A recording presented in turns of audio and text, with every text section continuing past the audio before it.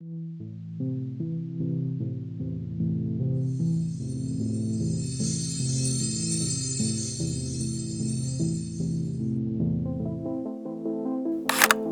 the fires that we saw, the Palisades fire and the Eaton fire, in January, there were 8 public schools that were either completely destroyed or significantly damaged in the fires, basically literally overnight. Initially, we were focused as a task force on how do we get the students back in in-person learning as quickly as possible? Where can they resume in-person learning and minimize any disruption to their education? We know that schools need to be up and running. Specifically to the LA fire, with the SAPs, we were on site doing on-site rapid assessments as soon as we're called by CalifDGS to go and assist.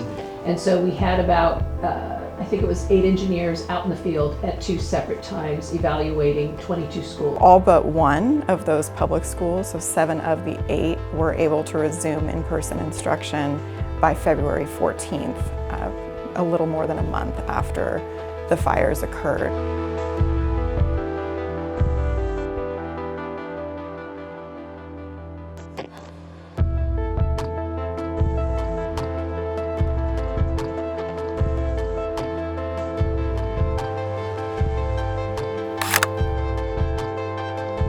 We're still working with those districts and charter schools on their plans and on their needs as those develop, and trying to find creative solutions in terms of how do you bring together a space for the kids to continue their learning, to resume sort of a sense of normalcy as quickly as possible, to be safe in those processes, and then also to help support their needs when it comes to mental and emotional well-being following a disaster like that, especially when you're talking about school-age children. When kids are in school, not only are they learning, but families can heal from whatever catastrophe. And it gives families space to know that their kids are in a safe place while they're able to put their lives back together.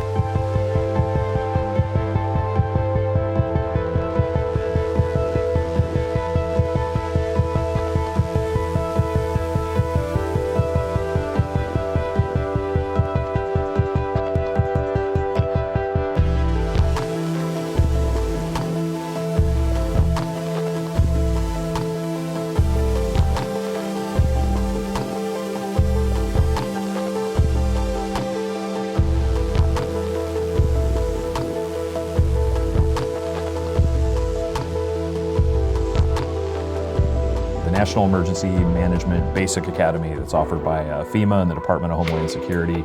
It's an amazing opportunity for some of our folks to get some hands-on training, meet with cohorts, peers from other agencies, and gain some credentials in emergency management.